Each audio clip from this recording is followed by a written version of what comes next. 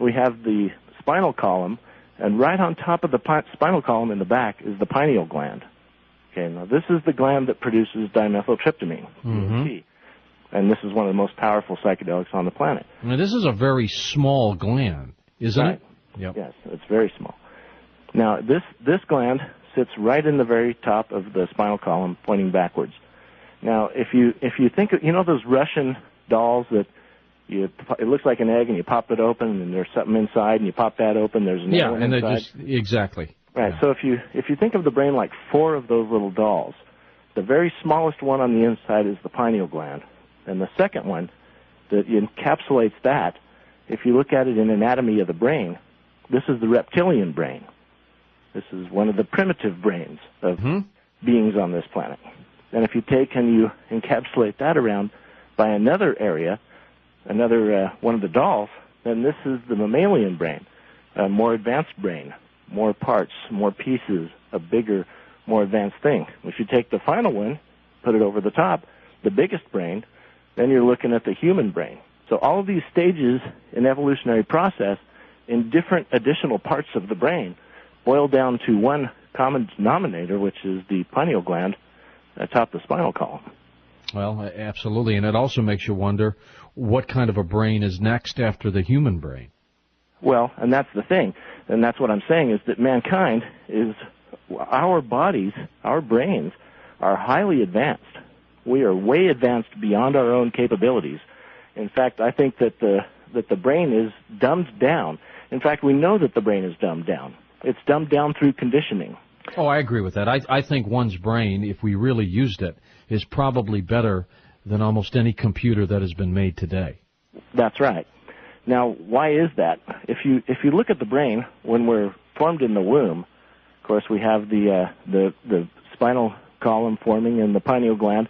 The pineal gland forms enough at 49 days to where it shoots out the first flood of DMT into the brain. Now, from that time forward, as we're in the womb, we turn from being an embryo into a fetus. Well, from the time we become a fetus, our eyes close for the first time. We sexually diversify. This psychedelic substance permeates our brain for the first time and stays there. So we stay in the psychedelic state in the womb, even until we're born. Now, any mother that's had a baby, of course, you have to have a baby to be a mother, but any mother that's had a baby can tell you that her experience of having that baby was a fully psychedelic experience. And this is why these naturally, endogenously produced substances are flooding the brain. Yeah, but I don't recommend you talk to a woman having a baby at that time. Well, I think you should. If you've ever been in a delivery room, they're really not in a talking mood. Well, no, I've been at home with having several babies delivered from my sisters, and I've been full on able to talk, and so has she. The hospital method is it's a pretty primitive method, actually, when you think about it. Flop it out, get you on there, strap up your feet, and push it out. Now let's pick it up by the feet and slap it and stick it in a plexiglass box. Now I'll tell you, when you have a baby at home, that's not the way you do it. I mean, it's all a lot smoother and now, was that done? I've got to ask you this. I mean, was that done by design to have a baby at home? Absolutely. Okay, so it wasn't an accidental thing where you just couldn't get to the hospital in time. No, it was done with midwives. This is always the way that people that are really informed do it. Nobody that's really informed goes to the hospital. That's another show, James, all by itself, I guess. But that's true. The pineal gland, if it malfunctions, if it just doesn't work right, what happens to the brain? Okay, well, actually, it does malfunction, but it malfunctions by design. Now, the pineal gland, remember, is part of our creative process because it shoots out these chemicals that expand our consciousness and light up the brain. Now, that's something else that we need to get out of the way, too, is that if you look at the brain on monitoring devices that can watch the activity, when you do a psychedelic, your brain's lit up like a Christmas tree. Now, this in itself tells you that the brain is more activated. The more light, the more electrical, experience happening in there, the more it's functioning. Now, when the pineal gland shoots out a substance that causes this, we should look at the pineal gland as something that's really worth paying attention to. But no, anatomists for years have said, oh, the pineal gland has no function. Only recently they started to tell us, oh, the pineal gland secretes melatonin.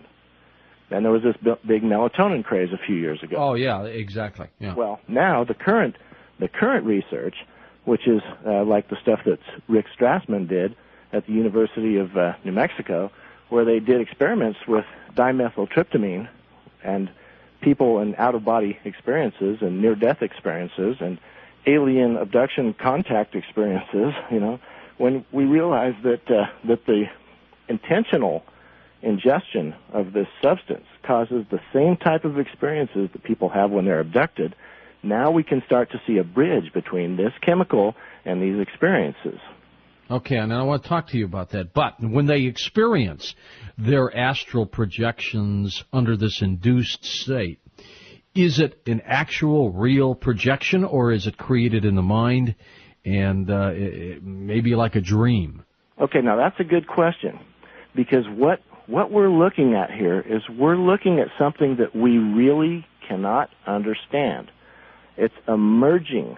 It's part created in the brain and part external. And now this is where what throws people for a loop usually. Sure. When we start to talk about this. Okay, well, no, what is it? Is it in the brain or is it isn't in the brain? No. Well, the fact is that the technology and the understanding that we have now is that the out-of-body experience is partly made or created within the brain. So, and the substances that do it have really have come to light now because of the allowed experimentation that was done by Rick Strassman. And once they came to light and once we started to look at it, we had actual case studies that we could, go out and look. All right, stay with us. My guest is James Arthur. We're going to get into now how, for example, mushrooms will alter the brain. And where do these people go if these experiences are real? What can they do? How far can they go? Then they travel to the far reaches of the universe? I'll be back in a moment. James, the mushrooms, the magic mushrooms as we'll call them, do they open up a portal to allow people to travel throughout the universe, perhaps go into the spirit realm, visit maybe deceased people? Do they have that kind of power and influence over people? Yeah, definitely. Now, if you want to know what the keys to the kingdom are, you think about the keys to unlock the different doors. Of course, the doors are the doors of perception. We were talking earlier about the multidimensional aspects of consciousness and what's on the other side. Well, there are actually lots of things on the other side, depending on which door you open. Now, like we talked about, tuning the brain with the different crystals, the different substances that tune the brain to the different doorways of consciousness. Once we understand that, then we can start to look at all of the different plants as a different key to a different doorway. So yeah, it's out of body, but it's multidimensional. So a lot of times it's not always out of body, and there's a lot of difference between going out of body and going within and having the universe created within yourself. Yeah, too. Well, that's true. That's true. Yeah. So when we look at the out of body experience, we can also expand our own consciousness to where we encapsulate the universe. So, and there's, of course, a lot of stuff going on there. Your guest the other night was talking about the Van Allen belt. Mm-hmm. Well, I can tell you from my out-of-body experiences that the Van Allen belt is not just a bunch of radiation out there. That Van Allen belt is something really, really intense. It's a spiritual domain, and it's a multifaceted spiritual domain. Sounds like you've been out that way. I have been out that way, sure. That's one of the things that, that first happens. Even when you don't know anything about it, it happens, and you find yourself out there, and you're going, wow, what do I do now? You look around.